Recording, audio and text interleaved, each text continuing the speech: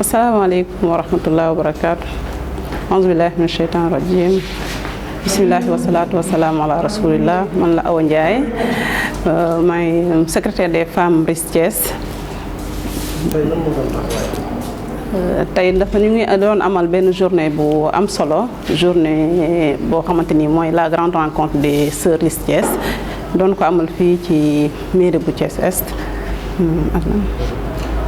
lan moo waral ngeen war a daje tànk ay sœurs pour mën a waxtaan lan waaw li woon suñu objectif fu dajee tay bi nag moo doon juste pour gën a renforcer la fraternité, dimbalante suñu biir, remobiliser waat li nga xamante ni moom mooy section bi, woowaat li nga xamante ni ñoom ñooy sœurs yi, les sœurs de l'AMS ci li nga xamante ni moom mooy liggéeyu islam bi, li nga xamante ni moom mooy fi la ñu RIS tënk. Donc loolu moo ñu waraloon tey daje bi.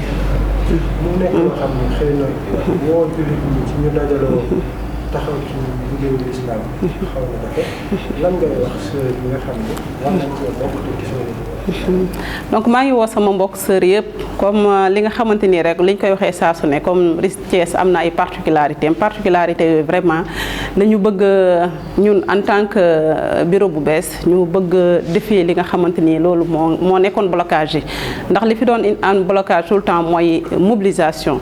Donc mobilisation boobu nag la ñuy woo ñëpp pour ñu gën cee góorgóorlu, gën a taxaw ci li nga xamante ni mooy liggéey bi. Képp ku nekk li nga xamante ni moo doon indi gàllankoor pour nga ñëw ci travail islamique bi, je pense que war nañ ci ut ay solution. moom lañ doon waxtaanee tey, vraiment mu nekk waxtaan bu yaatu macha allah, ñu indi ci ay solution yoo xamante ni yu bëri farañ fàcce ko ci daal, ba ku ci nekk xëy na jàngee na fi loo xam ne wala amaatee na fi benn élan boo xamante ni incha allah xëy na bu demee dinañ ko jëfee ngir liggéey bi mën a jëm ci kanam. kuy wax société ak jarat yooyu xel nañ ci jigéen ñi. gis nañu société sénégalaise jafe-jafe yi mu am. lan ngeen jàpp ni soxna yi war nañ koo taxawee taxawaayu Sénégal gën a rafet. donc li ñuy woo suñuy sœurs yi rek mooy ñu gën a taxawaat ci li nga xamante ni moom mooy yarinu société bi, parce que ñun li ñuy wax rek nee nañ jigéen moom mooy société.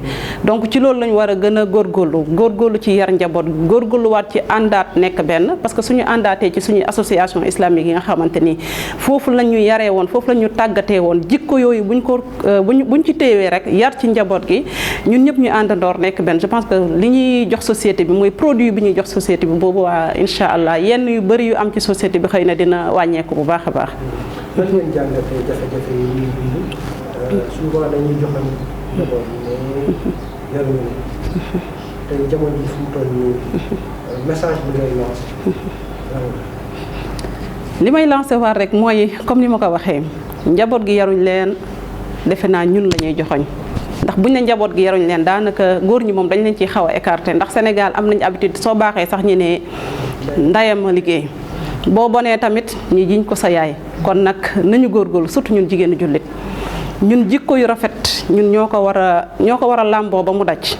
ñun ñoo war a nekk le bon exemple. defe naa bu ñu baaxee rek xar suñu tànk ci li nga xamante ni mooy yar njaboot gi, bu boobaa defe naa société bi clash bi nga xamante ni moom la ñuy clash doom joo xamante ni mel na naka su du noonu, kon loolu yëpp dina wàññeeku ci kàttanu borom bi.